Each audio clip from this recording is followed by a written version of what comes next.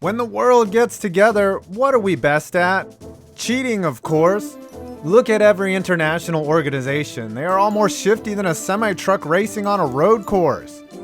The Olympics are no exception. There are so many absurd scandals in the name of international competition, it's almost like they're trying to see who's best at cheating. Well, today, they get their wish. The Olympics' most cheatingest moments are coming up right after this.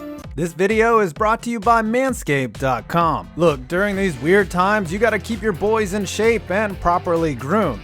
But on top of that, you gotta package them correctly. That's why Manscaped created the Perfect Package 3.0, which includes the new Lawnmower 3.0 water-resistant body trimmer made with advanced skin-safe technology. This kit has everything: crop preserver ball deodorant, crop reviver ball toning spray, and my favorite, the custom Manscaped anti-chafing boxer briefs. Look, if you're gonna venture out into the world, you want to present to whoever that lucky person is properly, and these bad boys keep things cool with crop cooling technology and is made from super soft Contour Flex technology that promotes breathability and repels that nasty moisture. All of this works in tandem with the products I just mentioned for an optimal comfort experience. Purchase them all together at Manscaped.com and opt for the Peak Hygiene Plan and get new boxers delivered to your door every replenishment cycle. Like I said, go to Manscaped.com, 5-points, and get the Perfect Package 3.0 for 20% off, free shipping, and 2 free gifts. Manscaped.com, your balls will thank you.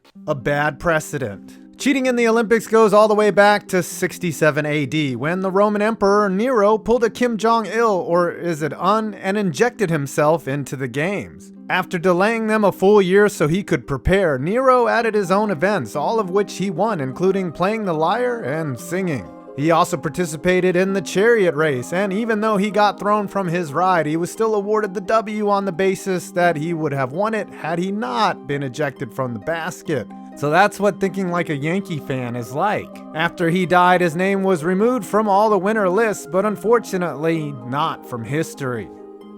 Forged from fire. In 1968, East German Orton Enderlin was set to win the gold medal in the luge and put a Cold War dub in the communist column. But after a run, she was disqualified when, upon inspection of her sled, something was off.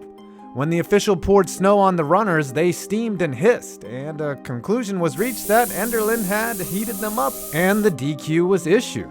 I guess we're assuming no amount of leg rubbing makes them hiss. It gets even better, as the DQ kicked off an ensuing shitstorm in the West German media, and years later it was alleged that the official who saw the steaming runners had been bribed. That has never been confirmed or fully denied. Trying to win by losing. In 2012 at the London Olympics, a shocking sport was rocked with scandal. Badminton. Yes, the one with the skinny rackets and tiny cocks. Shuttlecocks.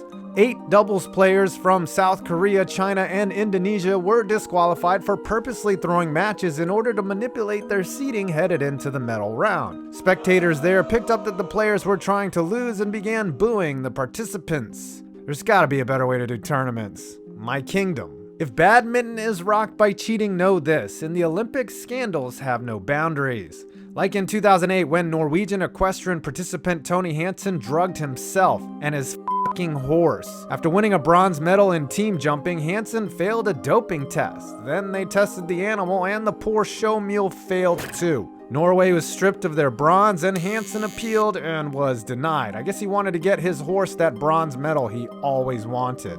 Little League style cheating. At the 2000 games, Dong Fengxiao's strong performance helped the Chinese gymnastics teams win a bronze medal. If she looks like she's not even a teenager at the time, she's most likely not. Dong had listed her date of birth as January 20th, 1983, but conflicting information had her actual date of birth as January 23rd, 1986, which would have made her 14 at the Olympics. You need to be at least 16 to be subjected to that kind of ridiculous pressure. Dong was disqualified and China was stripped of their bronze. Dong did not participate in the 2004 Olympics when she was 18 because apparently that's an old hag in the gymnastics world. Self-admission. Is it cheating if you don't get caught, admit you did it, and then still not have to face any repercussions? When South African Cameron Vanderberg won the 100-meter breaststroke gold medal in 2012, he committed an act that sounds very triggering to PETA. He used 3 dolphin kicks, which are illegal. He also set a world record at the time. Who knew that using what sounds like a euphemism for tossing off was so effective? After his win, he self-admitted to using the illegal strokes. Hey now, and video replay confirmed it. That also sounded bad. Though his medal is not at stake, new replay rules were put in place to prevent illegal underwater behavior. On the fence. Okay, badminton, equestrian, fencing? Come on, man. In 1976, Russian Boris Onashenko used technology to his advantage. Apparently in modern fencing, they have sensors to detect when a person has been hit instead of the old-fashioned method of, blood. Well, Boris had figured out a way to rig his epi to register a touch without it actually making contact. Brit Jim Fox had noticed this during their match, and a subsequent inspection revealed the rigged device. Onashenko, dubbed Dis-Onashenko by the dad-joking British media, was DQ'd. Russia had to pull out of the team competition, and Jim Fox went on to win the gold. First time? With a name like Hans-Gunnar Ligenwall, this guy was headed for legendary status. A Swedish pentathlete in the 68 games, he would become the first ever participant to be DQ'd for a banned substance. The foreign contaminant? 2 beers he chugged before the pistol shooting event. Really? Sweden was DQ'd and lost their bronze, and Hans Gunnar gets a gold medal in f***ing awesome in my book. Uber cheating. It's 1904 and American Fred Lords is running the marathon. 9 miles in, he's spent, exhausted, done. Then his manager pulls up in one of those newfangled horseless carriages, drives him 11 miles, he gets a second wind and he breaks the tape to win the gold. Yes, there are more cheating instances after this one. Lors grew conscious and admitted he cheated, and Thomas Hicks was declared the winner. Lors was banned for a short time period, but then reinstated in a rare instance where honesty paid off. Yes, no, maybe so. In 2000, the US dominated the 4x400 relay with sprinters like Michael Johnson and Antonio Pettigrew on the squad. Unfortunately, Jerome Young, who ran in the heats but not the final, tested positive for doping, and the whole 6-man team was stripped of their medals. But after an appeal in 2005, the medals were restored, finding that if the doper wasn't in the final, the whole team shouldn't be DQ'd. But then in 2008, Pettigrew admitted to doping from 1997 to 2003, and the team was again stripped of the medals, this time properly. Damn, son. Double vision. In 1984, Puerto Rican sprinter Madeline De Jesus was tired in the 4x400 relay and needed to take the next race off in order to participate in the finals. Her solution? Send in her identical twin sister to run her heat. Well, it worked and the team advanced. Until their coach wasn't fooled, got pissed off about it, and pulled the team from the quarters. I'm willing to bet the De Jesus twins used to go on dates for each other and do clever identical twin stuff. More mistaken identity.